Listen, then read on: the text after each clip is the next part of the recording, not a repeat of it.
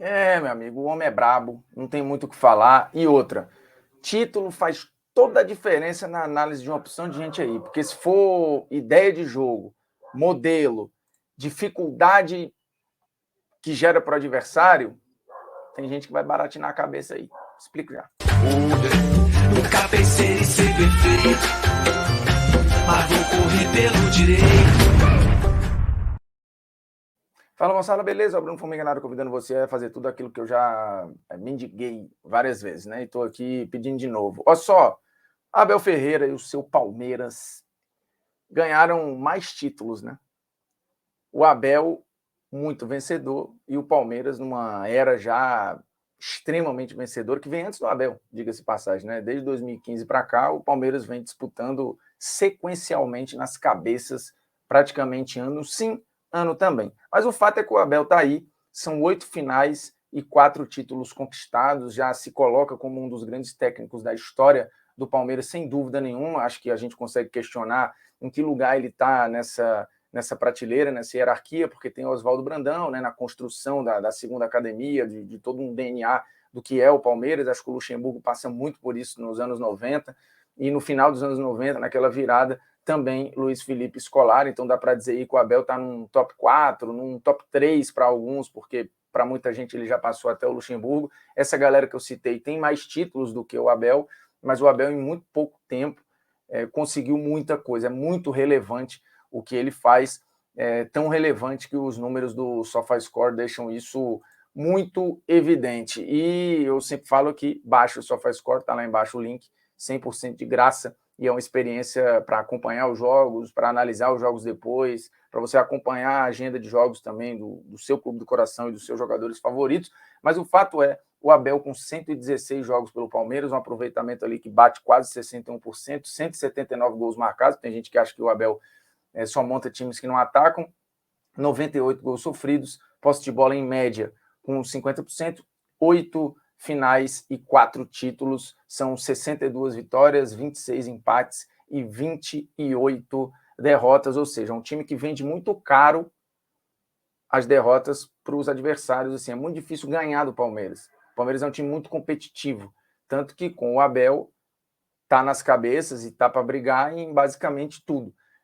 E, de novo, você pode não se divertir vendo o Palmeiras, mas o torcedor do Palmeiras, que é o consumidor final, está muito satisfeito com o que está sendo entregue, porque a análise de clube é muito diferente da análise de seleção. E aí eu vou explorar um pouco mais disso no vídeo e fazer algumas comparações da análise do Abel e, por exemplo, da análise que se faz em cima do Tite. Porque, fundamentalmente, o que separa os dois é taça. E aí, óbvio que isso é muito relevante. O Abel ganhou 50% das taças que ele disputou. Né? Ele chegou em 8 finais, ganhou metade. Mas aí, se a gente colocar o Campeonato Brasileiro e tal, assim, esse número talvez se dilua um pouco mais. No caso do Tite, o Tite teve 3 competições para disputar, né? Teve 2 edições de Copa América e uma Copa do Mundo. Ele ganhou uma e perdeu 2. Então, ele ganhou 33% das competições que disputou, mas foi líder e fatalmente vai terminar como líder aí dessa eliminatória. Então, onde eu quero chegar com essa avaliação? O que eu quero dizer é que quando você olha para o Abel e coloca o rótulo de um trabalho espetacular, porque você está dizendo que ele tem o time na mão, que o time é extremamente competitivo, que o time é muito organizado, que respeita as ideias do treinador, que essas ideias são bem aplicadas e que é muito difícil bater nesses caras. Ponto. Se você tirar Palmeiras da análise e colocar seleção brasileira, essa análise vai também valer, porque é um time que obedece às ideias do seu treinador, tem repertório, é extremamente competitivo e muito difícil de perder.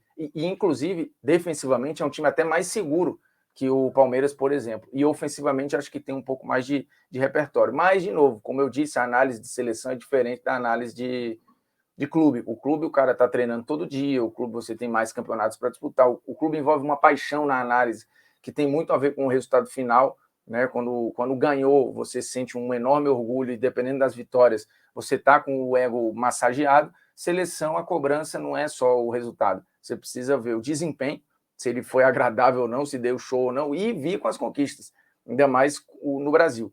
Porque quando eu faço essa análise aqui, e de novo, estou excluindo o torcedor do Palmeiras da história, porque esse está 100% satisfeito, porque tem a paixão envolvida.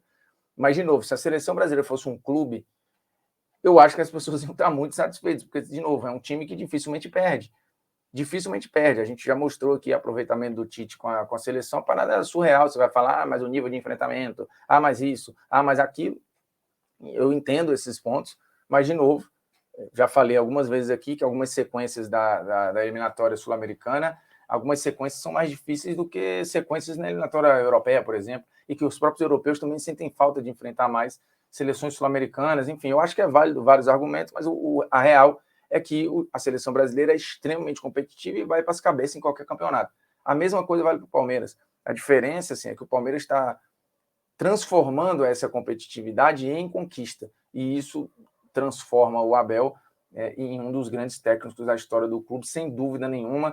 E, de novo, você precisa analisar o resultado final de um trabalho, as ideias do técnico, as aplicações e o que isso tem gerado de fruto.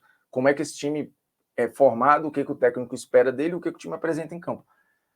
A seleção brasileira, eu acho que ela responde fundamentalmente aquilo que o Tite programa, e o Palmeiras nem se fala. E aí você fala, mas podia mais, pode ser mais divertido. Bem, jogo de seleção, em média, é aquilo, ninguém está entregando muito encantamento, e futebol de clube, eu acho que você tem muita variação, um mercado que é muito mais volátil, o trabalho às vezes é muito mais curto, porque a pressão é muito maior, e dentro desse ambiente hostil que o Abel não conhecia, que é o futebol brasileiro, ele está fazendo o que está fazendo, já passou por críticas, é verdade, mas sempre na sua frase de tem um plano. E dentro do plano, quando bem executado, os resultados estão vindo. Então a coisa foi sendo aceita. E hoje é impossível você ignorar o que faz o Abel Ferreira. Pode não ser o seu jogo preferido, o seu futebol preferido, mas é um jogo extremamente eficiente e moderno, que está de acordo com o que está sendo entregue e disputado aí em grandes ligas do futebol mundial. Acho que a mesma coisa vale para a seleção brasileira. Ela entrega tudo o que tem de moderno hoje dentro do jogo.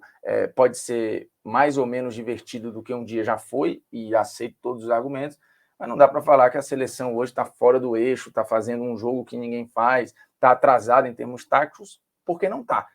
Nem o Palmeiras.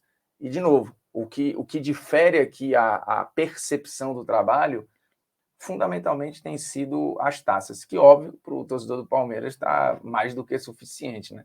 E a seleção brasileira, o torcedor quer mais. Queria ter ganho as 2 edições de Copa América que o Tite comandou e, obviamente, queria ter ganho a Copa de 2018. O Tite tem a chance agora em 2022, e o Abel já construiu a sua história, que pode só aumentar. Né? De novo, ele daqui a pouco pode encostar. E o Filipão é um cara que tem 6 títulos. O Abel tem 4 já. Quem garante que ele não vai bater, por exemplo, e que daqui a pouco ele não pode passar essa galera? Então, pode estar se construindo o maior técnico da história do Palmeiras, mas acho que ainda não é. O ponto aqui era só a percepção da avaliação do que é um bom trabalho e do que é um trabalho ruim. Ninguém ousa chamar o Abel de fraco, porque ele não é. E o desempenho da equipe, os resultados, os números comprovam isso. Mas as pessoas ainda falam isso do Tite, né? Alguns têm a pachorra, como diria o outro, de chamar o Tite de fraco. Aí é que eu não consigo entender. Mas, enfim, se inscreve aí, por gentileza, e é nóis.